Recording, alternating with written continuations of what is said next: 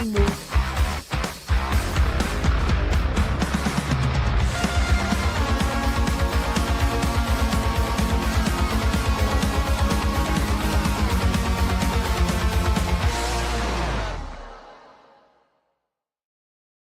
into a live edition of the KC Laboratory, presented by Emprise Bank, member FDIC, our tremendous partners in Possible here at KC Sports Network. It's a Wednesday. That means it's a Matter Day. I'm Matt Swanson here with Matt Hamilton and Maddie Lane. Matthew Lane, how are we today?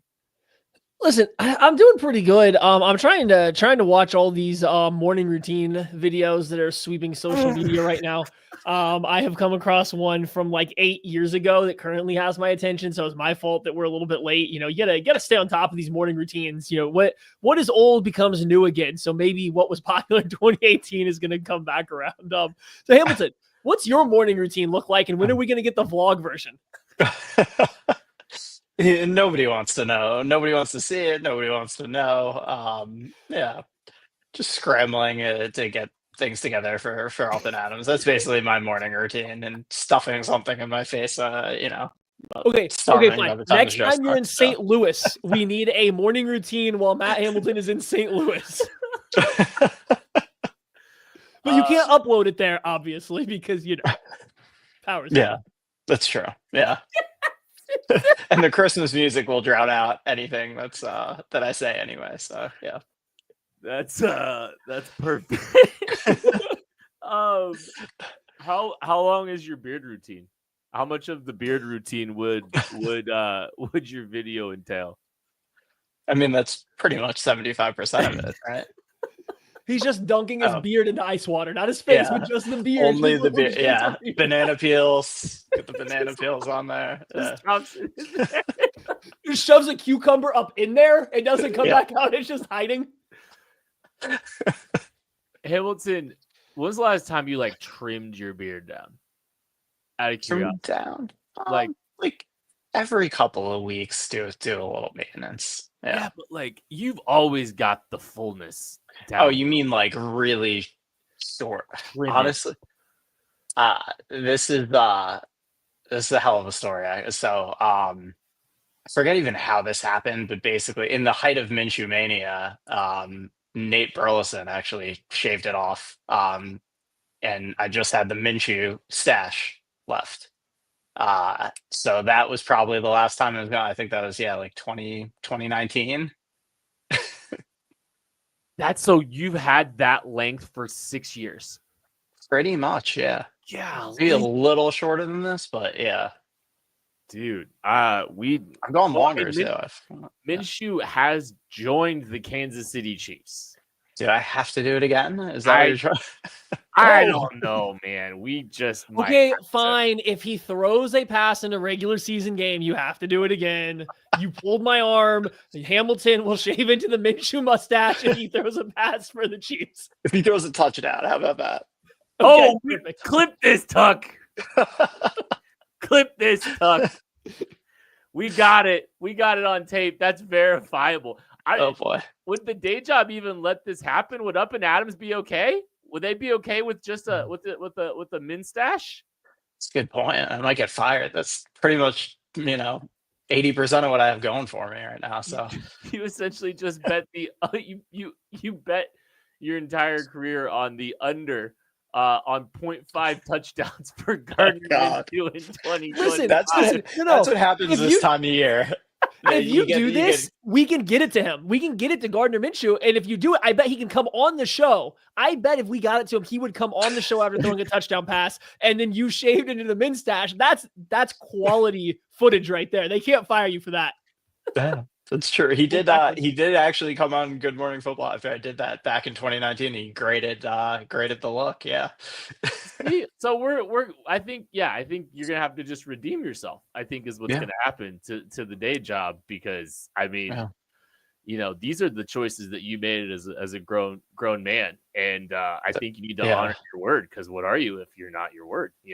That's a great point. The only tough part of that last time was when I had to pick my niece and nephew up from preschool, and with just the mustache, it was that was a security security risk.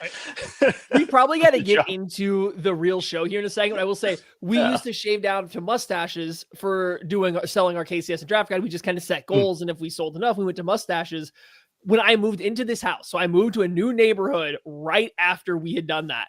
So I had just a mustache, and I was just keeping it for like a week. There was no rule for that. I was just keeping it. I met every neighbor on our street with just a mustache for the first time. Just a mustache hanging out in the front yard. It was a time. My wife absolutely just regretted every second of it. Mortified. Now, so now we normally shave down to mustaches last year we offered mustaches when we were raising money for the Trez Paylor scholarship on day 3 of the draft last year. So I don't know, maybe we do that again. I'm not sure exactly what our plans are. We are going to be hanging out again, I believe, at Holiday Distillery again this year. So that is going to be quite exciting, doing draft coverage for the entirety of the weekend. It's going to be a lot of fun. By the way, a week from Monday, on Monday, the KCS and draft guide releases. So get ready for that. You can pre-order right now. The link is in the description of the show. We're really close to getting that bad boy done. Trying to get that all finished up. Just finishing up the features, all the write-ups and stuff have been completed, and they're already getting, ready and put into that book. But anyways, it's going to be awesome. I can't wait. We're so excited. 225 write-ups on prospects and how they fit your Kansas City Chiefs. It's a great companion for draft weekend where you can kind of see our takes on the players going off the board, whether or not they were good fits for the Chiefs or they made sense. And link is in the description of the show. We'll talk a little bit about some draft stuff here today, but I think this kind of ties to that. Obviously, we were looking at, we were talking a little bit earlier today, and we talk about the roster being week 1 ready, right? We talk about, hey, they can roll the ball out and play right now, and that's true. I think the Chiefs are in a position where that roster is essentially a team that they can go win football games with, but that doesn't mean that if the season started tomorrow and we were doing a game preview edition of the KC Laboratory on a Matter Day, that we wouldn't be like focusing on 3 or 4 different spots on this roster and what they were going to get out of them, if they were good enough. What's the problem here? Is this going to be something that derails this team? Blah, blah, blah, blah, blah. There's still issues and holes on this roster. And there are still some needs that this team needs to address before the season starts, and the best place for them to do that is the NFL draft at the end of this month. So I think there's 2 kind of conversations here, and we'll start with this because I think you can pair draft range with this in a little bit. But for you gentlemen, I want to know what you think the biggest need for the Kansas City Chiefs is on their roster as we sit today, April 2nd. So Matt Hamilton, what is the biggest need for the Kansas City Chiefs?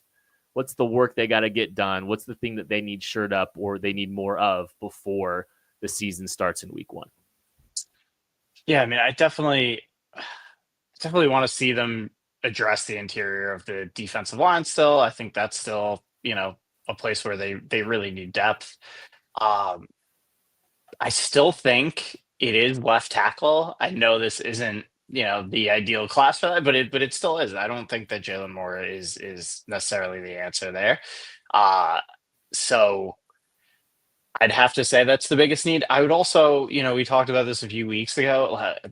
The running back position with this class is so intriguing to me. I would love to see some type of a dynamic playmaker there. And I wouldn't mind seeing it in the earlier rounds. I know conventional thought is you don't take a running back in the first round or, even second round necessarily. But I love a lot of the running backs in this class. And I just feel like there were so many plays to be made out there that weren't made by this running back group last year. And just think of how much of the weight it could take off of Patrick Mahomes having a player like that. Because we saw games where they really tried to lean on the run game a bunch and just weren't super efficient there. Forget about explosive plays, big plays out of this group. Is, game to game efficiency sometimes wasn't wasn't the strong suit. But I know they tried it with Clyde a few years ago and it didn't work out. I don't want that to make them necessarily gun shy about investing in the running back spot, because I think in this current iteration of the roster and where they are and the style of football that they play, I think it could be a tremendous asset to this offense, especially if it's one that can catch the ball and make some things happen in space. Yeah, I mean, I agree with all those positions. I think that is where we're probably all going to kind of focus here. I guess like to look at it slightly differently is I like to do when I do a draft board, I like to make a horizontal draft board. So it has like all the positions listed out, and then we will put current Chiefs players on there roughly like in a slot that's equivalent to what I think like is a pro level of what the scouting grade would be. And I just kind of stack it that way and see where the prospect aligns with the Chiefs roster. And so I'm in the process of building it right now for this class. But this is what I got all the Chiefs players in there right now. The lowest rated like starting players for the Chiefs right now are running back, left tackle, and then nose tackle. So, I mean, I think like if I were to say the three biggest areas that need the most help, I mean, even right away are those three spots. You could make an argument that if you want to be like slightly forward looking, you could see an avenue for, okay, you're probably going to lose a wide receiver in Hollywood Brown this next year. That's a spot. Defensive end, you're going to lose a starter or at least a high-end rotational player in Charles Omenihu.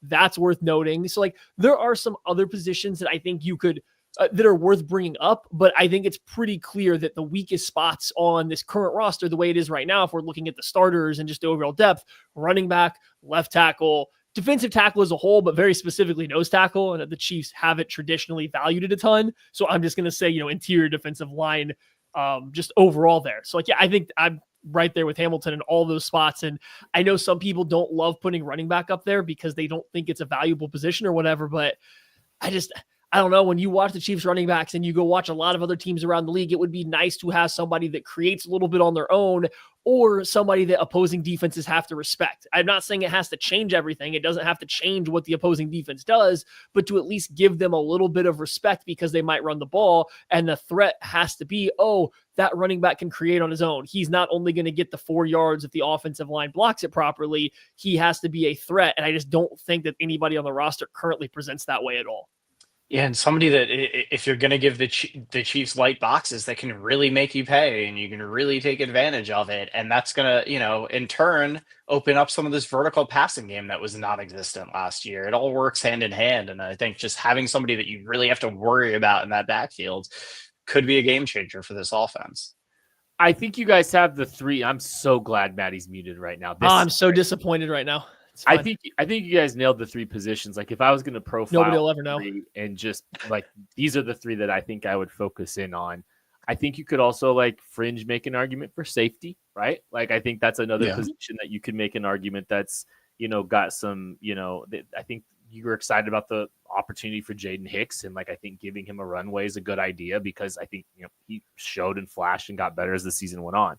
But I think you checked the three that I would pay attention to the most is like, these are the positions that the Chiefs have that they need to consider strongly early in the draft. And like, if you told me that these were the first 3 picks in the draft, I wouldn't be surprised at all. I'd throw, like we talked about, like an X wide receiver, you could throw in that fringe group as well. But I'm going to put your guys' feet to the fire here a little bit. You have to pick one. You have to pick one priority for this team, and it's not necessarily connected to the options at the first round. It's independent of that, but it's if you had to pick the one thing that you fixed for this team and you did it in a big way, of those 3, which is the one that Can I ask for a little bit of clarity? Are we talking about specifically fixing it in this draft class or just in general? In a hypothetical world? In a hypothetical world, independent of the draft, the way I just said it. So independent of the draft, what are you prioritizing, solidifying differently here, Hamilton? I think it would have to be that left tackle spot. I think it's been a lingering issue for so long, and the ripple effect of that we obviously saw in the Super Bowl, and so to me, as I said, I would love the dynamic running back, but I think you got to get that left. If you could tell me that left tackle position could be fixed tomorrow, that 100% be my answer.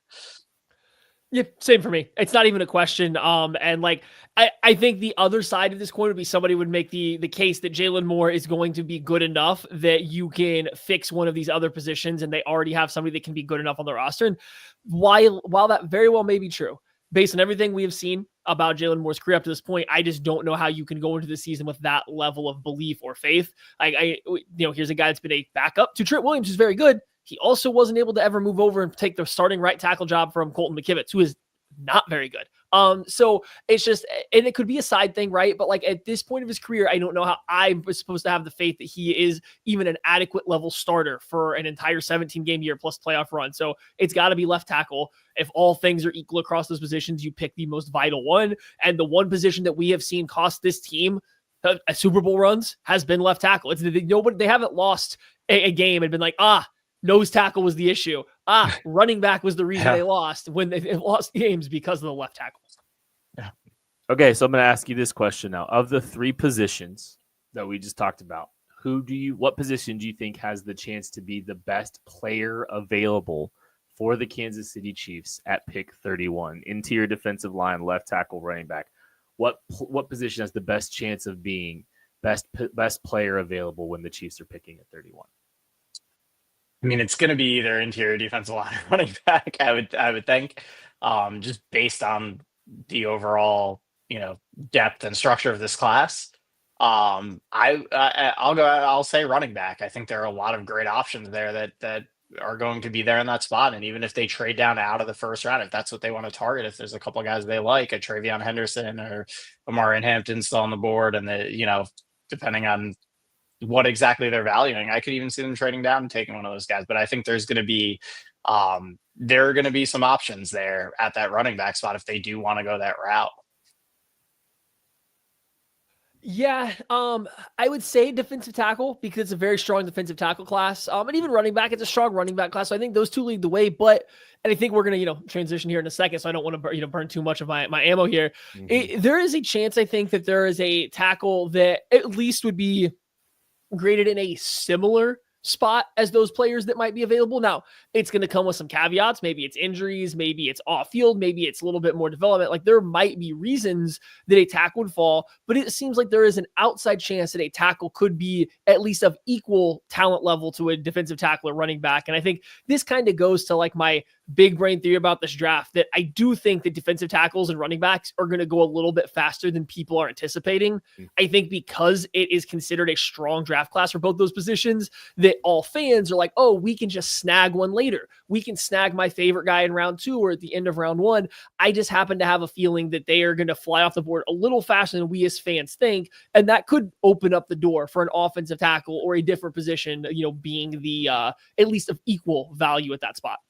So Maddie Lane, over under 2.5 running backs in the first round. Golly. You keep saying all this. Oh, they're going early. I guess not early enough. I think Maddie kind of alluded to it. There's been some interesting trends, I think, when you look at some of the mock drafts out there from a national level, and it bleeds into a lot of the conversation that we've been having here. We're going to talk about some of those mock drafts that have been popping up and the players that have been given to the Kansas City Chiefs recently, right after this. Looking for tickets for your next event? Tickets for Less is your #1 source. Save big on every purchase when you use promo code KCSN at ticketsforless.com. Success in real estate takes more than vision. It takes the right financial partner. When someone takes something rundown and turns it into something great, that's called a comeback story, like Brain Group. They take distressed properties here in KC, completely rework them, and then turn them into valuable real estate. But that kind of work needs the right bank behind it.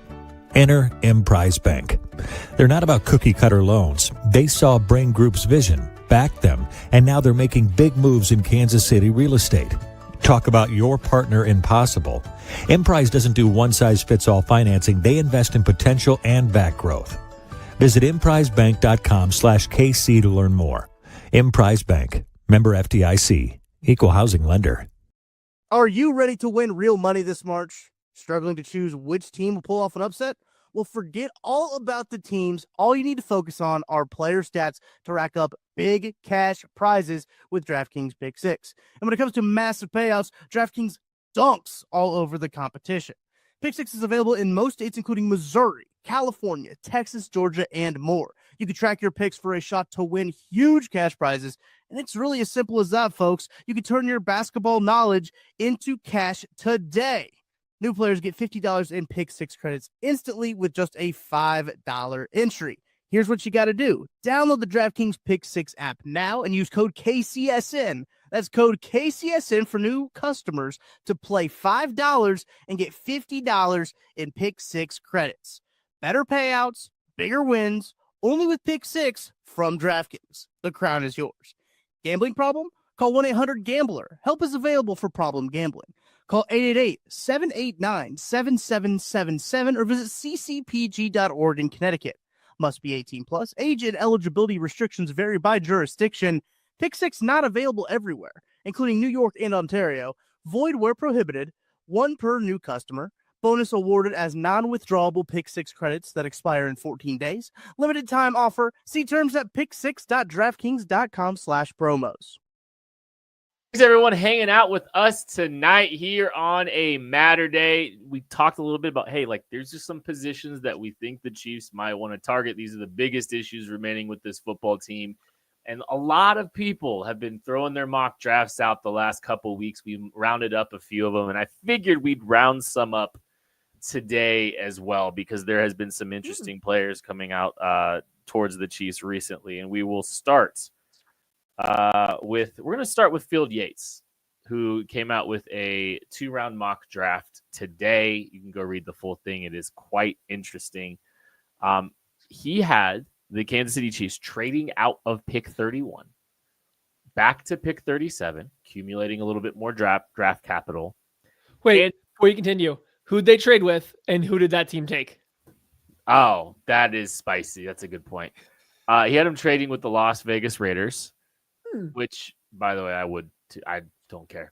I'll trade with them all they want. Mm-hmm. He had the Raiders taking Missouri wide receiver Luther Burden, which would be Tucker rejoiced. It'd be objectively hilarious. Chiefs trade out. They trade with the Raiders, and Luther Burden's the pick. That is a trifecta. That is some elite mock drafting for Field Yates.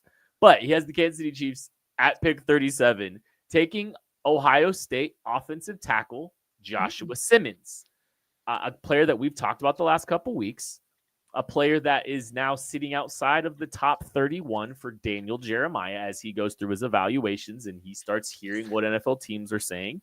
You're seeing these trends here. Joshua Simmons seems to be a player that is looking more and more like he's in striking distance of the Kansas City Chiefs.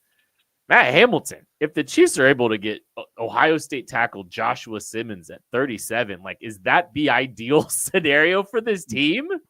Absolutely. I mean, I think that would be a home run to me. I don't know if you remember the first show we did, even before free agency, the first show where we started talking draft, that was somebody that I was very high on and went back and looked at his tape before the injury, and he was phenomenal. I mean, you see a little bit of everything out of him: the toughness, the athleticism, the ability to move, get out in space. I mean, he can do it all. Obviously, there is that concern with the injury, which is why the only reason why he'd be available at that stage. But if he is there, and again, the Chiefs are in a position where if the injury is lingering a little bit, he's not fully ready. They did bring in Jalen Moore. So they have a capable player who can play there in the interim if there are, lingering issues there. But I think when you look at the floor and the ceiling of him as a prospect, I think that would be, if you're getting him in that spot, that is a huge win.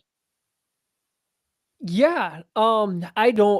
It's okay. So there's a new trend in these latest mock drafts. I think Lance Zierlein of NFL.com also had this. The trend is Josh Simmons is becoming the 5th offensive tackle off the board now. Josh Connerly has passed him, right? He has jumped above him in 2 of these mock drafts. As of late, Connerly has been going off the board before Simmons has. Oregon tackle, Joshua Connerly. Oregon tackle has been going off the board before Simmons. And it's just notable because he had been the guy that had often fallen to the second round, had been the available player for the Chiefs that everybody was just slotting into the Chiefs at the end of round one. And now it looks like he's creeping up while Simmons is falling down. And like for the bang for the buck, just when watching the players, and if we're just going to even say that there's hope that Simmons or even mild expectations that Simmons returns to health, his tape I thought was clearly better than Connerly's going into the draft process here. So like, I think that'd be a home run pick. I did see like, Micah has asked, why is Simmons dropping? It's like, there's a couple things. It does sound like he tore his quad tendon was his knee injury. That is what he tore when he got injured this past year. We don't know. I haven't heard anybody come back and say the medicals are bad or anything like that, but he is tore it. So he's still recovering from that. There is also a, the Bob McGinn article is out and it didn't paint him in the most glowing light. There was rumblings of potential, and I would say character concerns, but just maybe some off field, like this isn't our favorite person. And then obviously, the ambiguous F word that was thrown around by some random scout about Simmons in the article that was bleeped out hilariously. And so it's a weird spot. He seems to be a guy that where all of the off-field stuff is catching up at the wrong time and it's sending his stock sliding a little bit, but none of it seems very concrete at this point in time, Kent. Yeah, maybe it's just the Houston Texans just throwing all kinds of stuff out there to make sure that he falls to 25, right? But there are questions about Joshua Simmons, and I think that he's such an ideal option for the Chiefs because if you look at it, like they kind of have a floor at tackle, right? That's what they went and grabbed with Jalen Moore. If he's not ready, if Josh Simmons isn't ready, week one, they have a baseline there at the tackle position, but they still have potentially acquired top 15 talent. Here's spoiler alert from the KCSN draft guide. Our tape grade for Joshua Simmons, top 15. And that's what the tape is. When you watch him, and like if you looked at him before the injuries, he was getting that kind of buzz. He was getting top 10 buzz. There's a chance he's there's a chance he's OT1 in this draft before the injuries. And so I think you're taking I think there's a perceived risk right now with Simmons at the tackle at 31 clearly, which is why Connelly's flying up the boards relative to Simmons. So just as coordinated as it is, it at least gives me some thought that the Chiefs might be able to acquire him. Now, I think certainly if he's falling, there's risk there. Like I think there's legitimacy to the risk if he legitimately is falling where the projections are kind of having him. And I pay attention to more than others when it comes to some of this stuff. Daniel Jeremiah is one person I am going to pay a lot of attention to, and seeing where he has him on the big board right now is very notable because I think, Daniel Jeremiah is the best in the industry. I think he probably is the best in the industry at this. So, and most connected. So I don't know. It's worth paying attention to for sure. That wasn't the only mock draft, and I'll get into the round twos in a little bit, Maddie. I'm going to play a game in a little bit, but yes. Well, and real quick, hold on. I just want to say on Simmons, and this ties into our first point. He was the player that I think we were kind of alluding to, that the talent at tackle could match what's available at defensive line and running back. And I know you were kind of saying that with Simmons. It's just you and I can't have been kind of in lockstep all year that we don't know if the Chiefs were going to go out, draft a developmental tackle that they have to build back up kind of from the ground up to then insert into this team, whether it was this year or next year, because they've done that, 3 times in the last 5 drafts. Now, it hadn't been with a round 1 pick, but it had been with multiple players taken on day 2, and just none of them have quite panned out the way you would want. So we didn't think they'd want to go that route. Simmons isn't that though, right? He is a guy that when healthy is not this developmental project. He's pretty much ready to step in and play. Now you might have to wait a little bit to get back to health. I know that he bench press at the pro day. I don't know if he even did any of the drills or anything. He might have just bench pressed. Like I don't know where he is at on the recovery, but once he is healthy, he is not a project type. So I just want to say like, you and I have talked, I think a little differently about offensive tackle than big media has. Big media has been tackle Chiefs the whole time. We kind of pushed back. Simmons, or earlier in the process, Kelvin Banks was the guy that was falling. Guys that are a little bit more pro ready, I think we always consider the exception to that, and Simmons fits that mold. Yeah, absolutely, and that's my concern about Connor. And not to slam the kid, just while he's more of a finesse tackle, he's got things he needs to clean up, and the finesse tackle thing, the tackles that get taken in the first round and fail, that's usually the label, right? Like the guys that have that edge to them, that grit to the, whether it's going back to like evaluating a Taylor Lewan or a Tyler Smith, like those guys that have that nastiness to them and obviously have the size and the skill set and everything else to play the position. Those guys last. Those guys, like, I feel comfortable about the floor on those guys. And that's how I feel about watching Simmons. Like, if he is, again, if the medicals all check out, like, I feel really comfortable with him there. Connerly to me is a complete wild card as far as how he develops. Like the skills are there, the technical skills are there. He's got stuff he has to clean up, playing a little high sometimes, things like that. And, but do you have that animal in you at the end of the day? You have to have that as an alignment. And that's something that I'm not convinced of. All right, we're going to move on to the next mock draft that's come out recently. So Bruce Feldman of The Athletic, he does one mock draft a year this year. And it's, there's connections to a lot on the college side a lot. And that Texas A&M edge rusher, Shamar Stewart, falling to the Kansas City Chiefs at pick 31. A guy that by some is considered a top 10 selection. Freakish athletic measurables, like physically comps to Myles Garrett. The lack of production, I think, is of concern for some people. But, and Shamar Stewart took a 30 visit with the Detroit Lions, who are picking in the late 20s recently. Like, I'm surprised that this caliber of player is available or potentially even in the range of availability. I think I get why, but also, like, if Jalen Walker can go first overall a couple of years and, by the way, produce at a position that is so reliant on athletic testing, like Hamilton, I don't know. I'm surprised that Shamar Stewart is being considered potentially available this late. Yeah, because we've seen it, beyond just Trayvon Walker. I mean, you look at Rashawn Gary or you look at Chop Robinson and guys that didn't necessarily have the, prolific production in college that have transitioned really well to the NFL because they had those elite athletic profiles. I think the thing you worry about with Shamar is, the product, like, he makes those guys look prolific with what his actual production was. And as sort of not being on the field all the time and things like that. Like that's that's something I think you have to weigh and is a legitimate cause for concern with him. Again, that's where these interviews and talking to the coaches and doing your homework with everybody surrounding this kid in the program really comes in handy because you gotta, you have to understand the reasons why. Why wasn't he productive? Why wasn't he on the field all the time? And if you're satisfied with those answers enough, it is really hard to pass on an edge rusher with that kind of a profile. Yeah, he's another guy that's been falling down, I think, draft boards a little bit, and it's kind of easy to track why the production profile isn't there.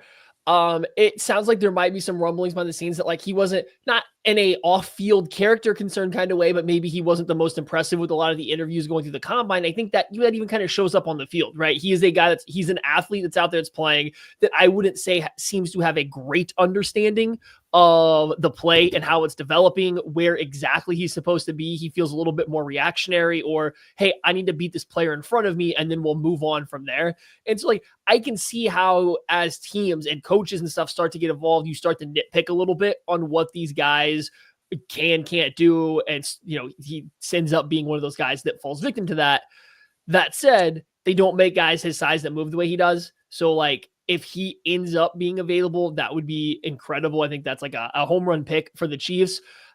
I guess I start to look at it and it's like the way it happens is teams trust Michael Williams, wide edge player out of Georgia, a little bit more. Similar physical skill set, not quite as athletic, but he's a lot more probably pro-ready, a little bit younger. They're about the same age, but he's better versus the run. He just seems to get it a little bit more. Guys like Donovan Ezerako from Boston College defensive end, he has moved up into the first round. Like, you just happen to have a couple other edges that are kind of taking his place, that are inserting themselves into competition. So you could see the guy that's maybe a little bit less impressive in meetings, or a guy that they think they have to coach up more, falling I don't think it'll happen, but boy, if it does, that's a fun one for the Chiefs because, like, again, they just guys don't look the way he does and move the way he does on a football field.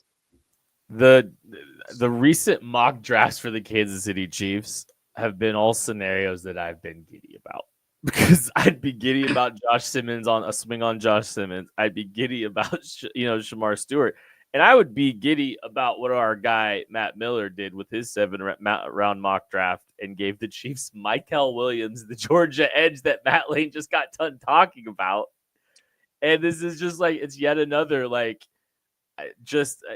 I think I don't know. I don't completely understand. Like maybe like some people were saying that the AT, the athletic testing, was just like a tad underwhelming for them or what. But I would love Mykel Williams, the Georgia edge, to be the 31st pick in the draft too, Hamilton. Yeah, I mean it's hard to be upset about that. Again, one of the things that's been kind of the theme of the offseason with what we've talked, there are a bunch of needs on this team in areas they can upgrade, and if you can get an edge rusher, again, a premium position and a quality player like that, it's hard to be upset with that. It really is. I know it might not be the most glaring need, but we talked about it all year. The inability to get pressure with 4 consistently was something that popped up over and over and over again for this team. So adding in an edge rusher of that caliber, I would not be mad at it. I think that, I mean, there would be zero upset. I think I would lean this like a little bit safer of a pick here, like than what we were just talking about with Shamar. Yeah. I think that he can come in and at the very least you are getting yourself an excellent run defender that, well, maybe not a highlight level pass rusher. You know that he is going to be able to provide you. So like if you watch Mykel Williams when it's time to rush the passer and he gets to pin his ears back, there is bare minimum like a pocket pushing presence. He impacts the quarterback without recording a ton of pressures or sacks right now. And that's from this goofy alignment that Georgia likes to run him out of. So he feels like a very safe player to me. And that's why I have a little bit harder time seeing him fall this far. Like I think a lot of not crazy stuff, but just talking about the football character, the effort. And then like, I think with him, you do see the football IQ kind of pop off the screen. He understands the game. And I think you can just see it through the tape, not even having to talk to him. This one seems the most far-fetched out of the ones we talked about because I can't really pin it onto something that's changed over the last month and a half on why he would all of a sudden be falling, whereas I think you can with Stewart and Simmons up to this point. Okay, so we've been, we played the Would You Rather game, the other day on Monday, and how it goes here perfectly. Field Yates and Matt Miller both did at least 2 rounds, so I'll ask you both: would you rather have Joshua Simmons and the Ohio State tackle Josh Simmons and Arkansas edge rusher Landon Jackson, or would you rather have Georgia edge Mykel Williams and William and Mary tackle Charles Grant as your first 2 picks in the draft? Hamilton, which one would you rather have? I'd have to say Simmons and Jackson. I just think, the value there for Simmons is tremendous. It is such a glaring issue. Again, if the medicals check out, I know there's a lot of worry in the comments about the medicals and the potential long-term effects, but these teams do their homework on that. If they're picking him there, I think it's because they feel confident that this is something he's going to recover from. And I'm a big fan of Landon Jackson. Again, I think he's somebody that the floor is pretty safe. He is the way that he plays the game, the relentlessness. He's going to be a productive player and a really good, at minimum, a really good rotational edge player in this league. So I'd be pretty happy if the Chiefs come out of that. I'd be pretty damn happy with that.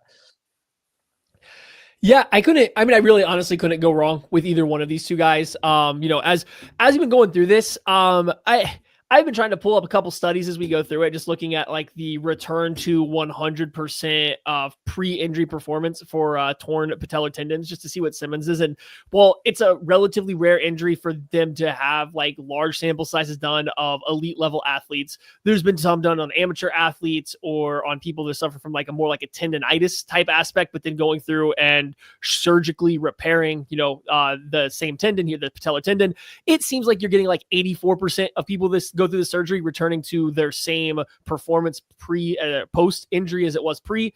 That's not perfect. That's hardly a guarantee, but that's also not impossible. And I think you've seen guys in the NFL. Jimmy Graham underwent this and came back from it and still had very productive years after.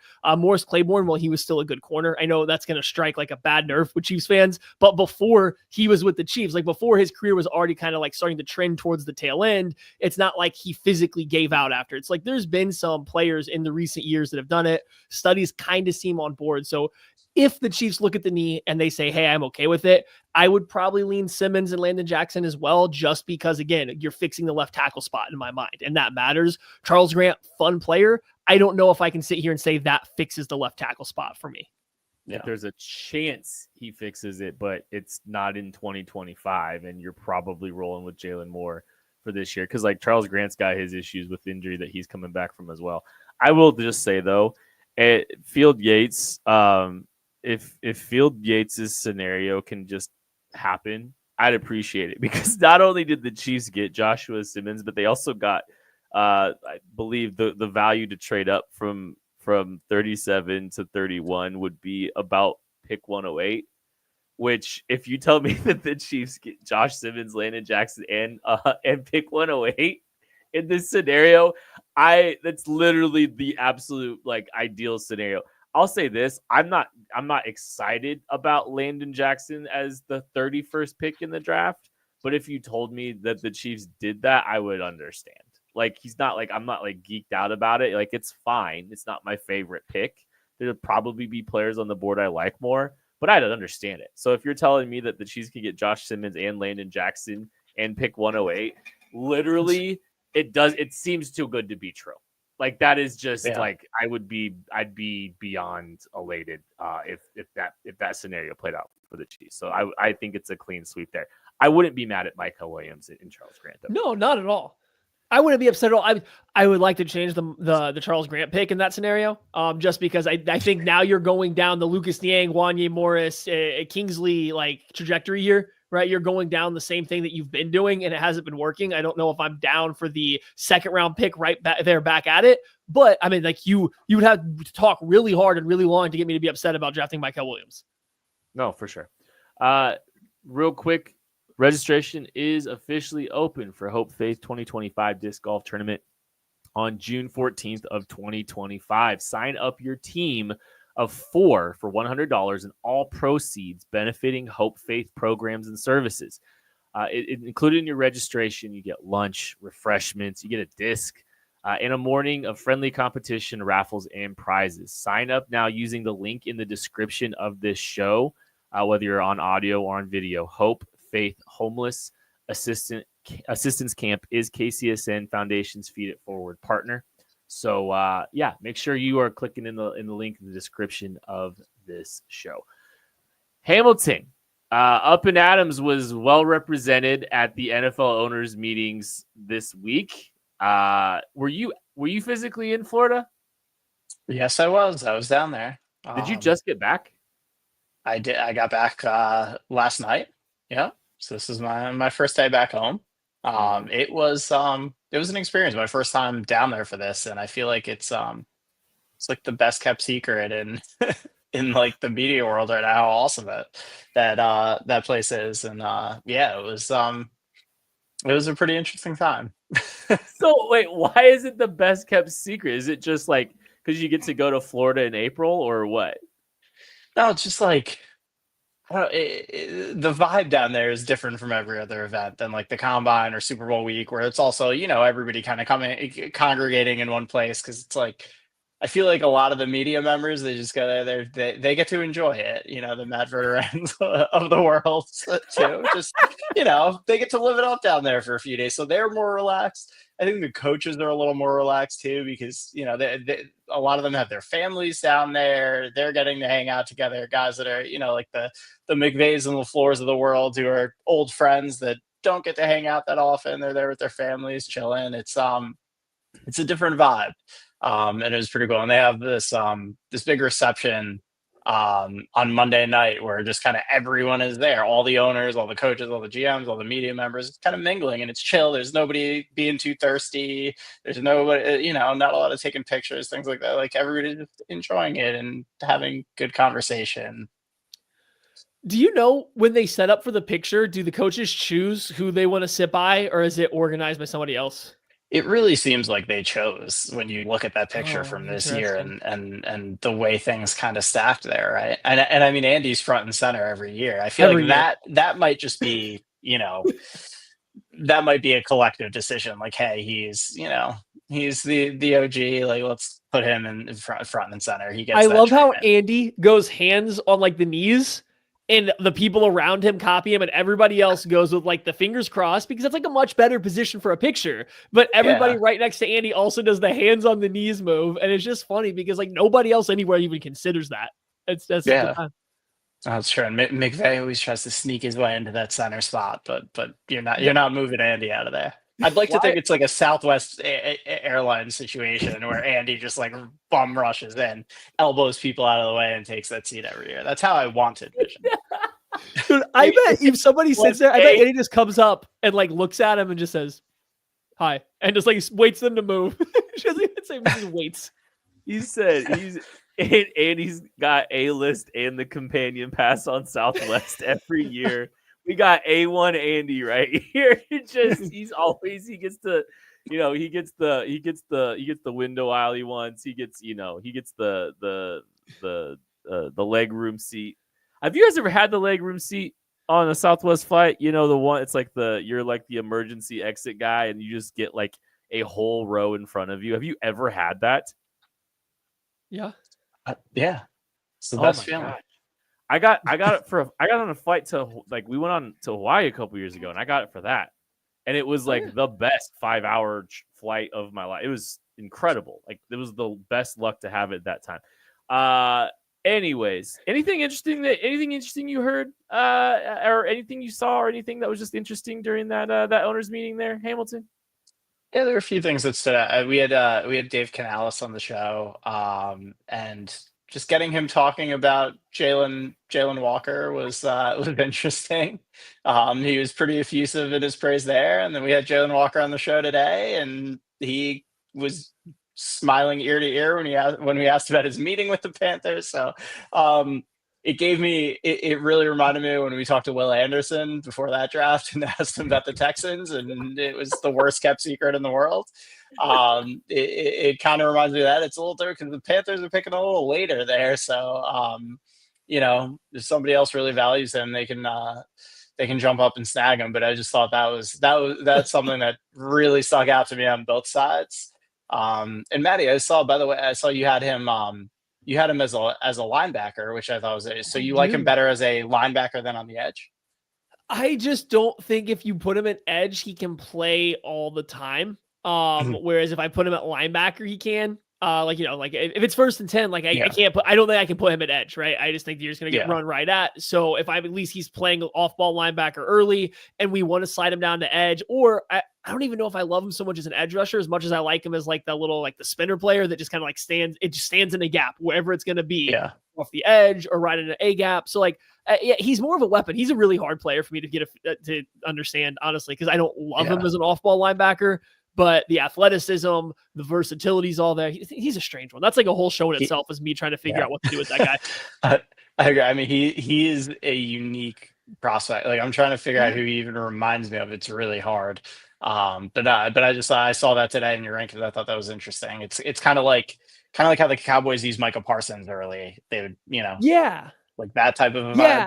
Yeah. But he doesn't have but like without like the physical size, I just don't know how it translates. And like if he was give him a little bit more weight, a little bit more length, a little bit more height, and like you have something, but like just the size, like you're kind of hoping for Hassan Reddick. And like if I look at Hassan Reddick, how was he used early in his career? That probably wasn't the best for him.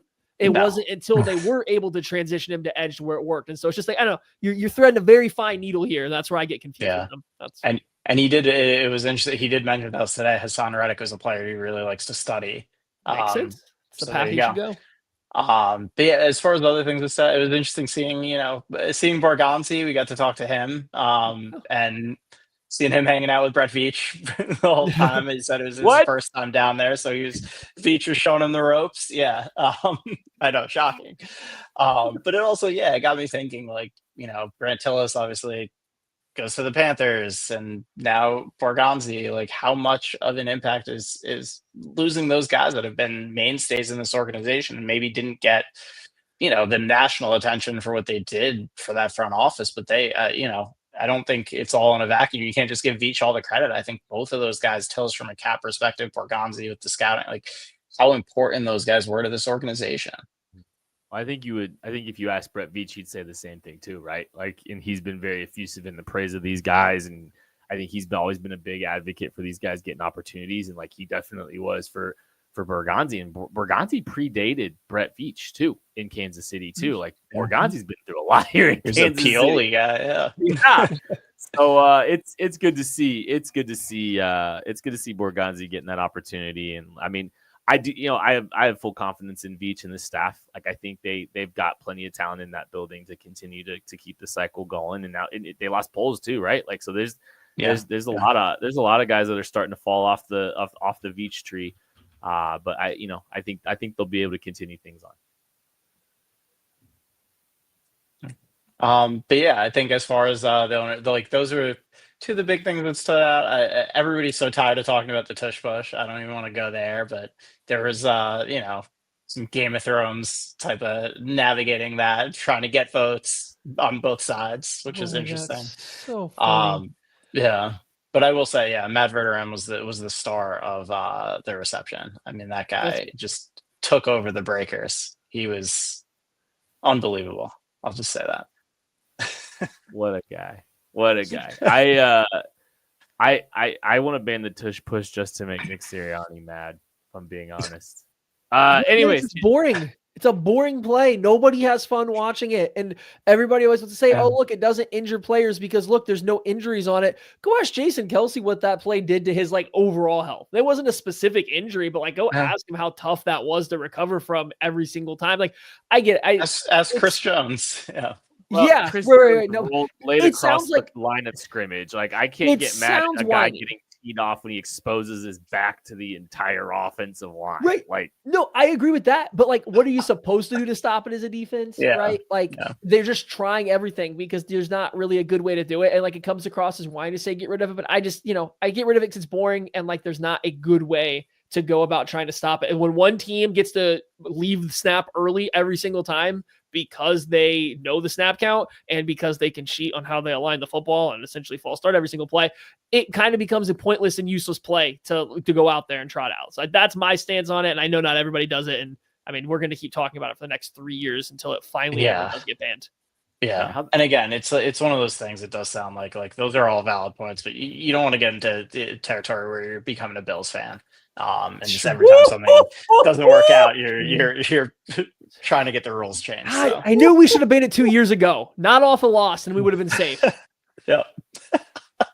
Ladies and gentlemen, it is time for the segment that is sweeping across the Kansas City sphere. It's Hammy's Burning Questions. Hamilton, the floor is yours. What do you got for us today? Ooh. All right.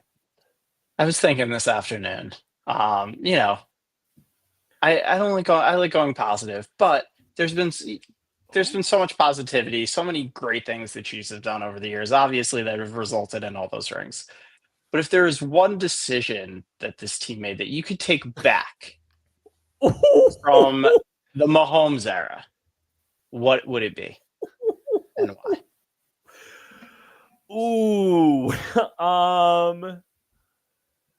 I mean, the Breland Speaks pick was pretty bad, but I feel like there's been more since. Like every move after that's been a lot better than that one. And like it was still just a second round pick.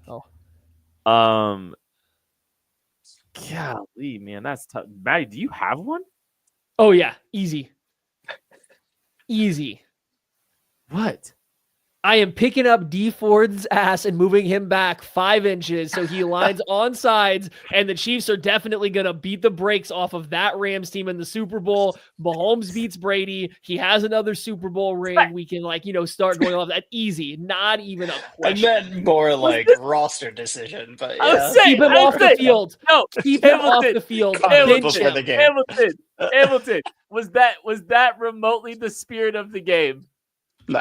I know it wasn't. This is what this man does. Remove him. The smallest little crack, just the smallest little way to just finagle and wiggle his way into an answer that has nothing to do with what you intended for this. And this is what we got.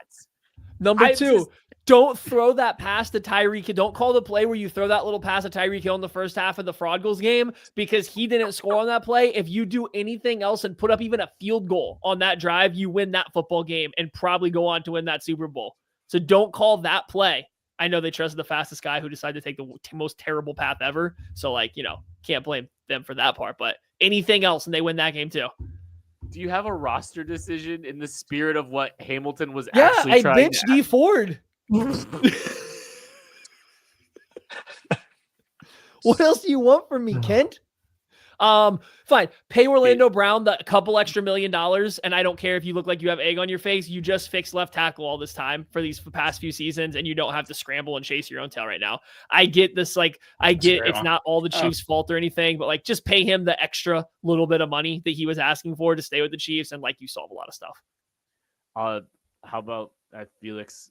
I'd maybe try to trade back in the end of round 1 in 2023, but that would be also I don't think I'd take Felix. There was some interesting cats there that went right afterwards. So I think Felix is another one I think I'd probably change. But trading a 3rd-round pick for Kadarius Toney, who everybody knew wasn't a good football player, but the Chiefs were we liked him coming out of Florida. Let's trade real draft capital for him.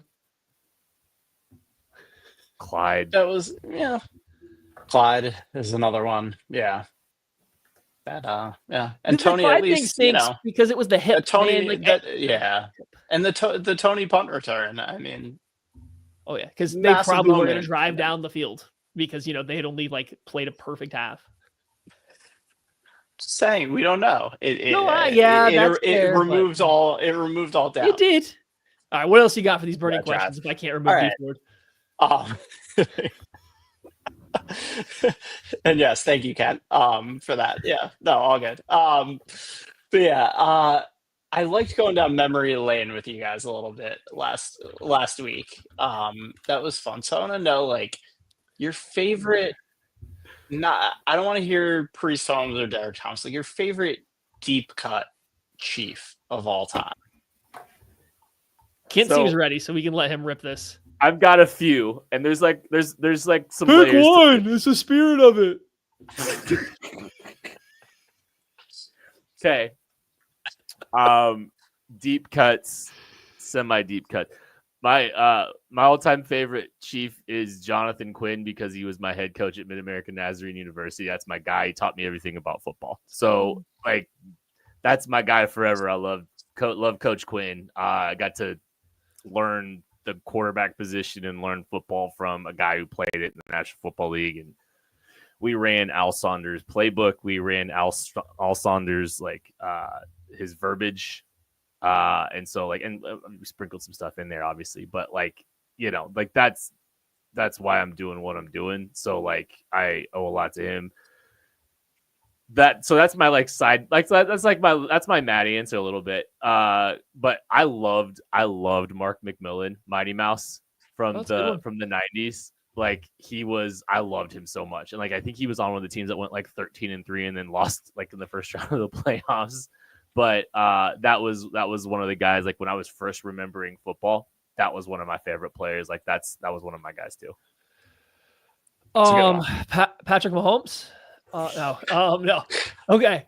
I think the deepest of cuts, and I don't even remember a ton about him as a player. I just remember when I was younger, I did enjoy this player. I liked his energy. I liked the effort that he brought. I liked that he made some big plays, and I was certain that the very next year, for 3 years in a row, he was going to become a excellent football player, and it never quite happened. Benny Sapp. I just safety nickel. For whatever reason at that age, I was just like, I was certain he was about to come, not a star, but like a very good player that like changed things. And it was just a good rotational defensive back, good special teams player. Never got a lot more than that, but I was just certain for whatever reason, like his highlights there for a couple seasons were just like really fun plays. So I was a big Benny Sapp believer back in his time. That's a good one. Yeah, and I feel like we all had those as a kid, that player that you just can't let go of. Well, who's yours? Who's your Giants deep cut? My Giants deep cut. I mean, I had a bunch. The first one was probably Vincey Glenn. He was the defensive back for them back in the day. Okay. I loved Charles Way, and Charles Way was my guy, the fullback.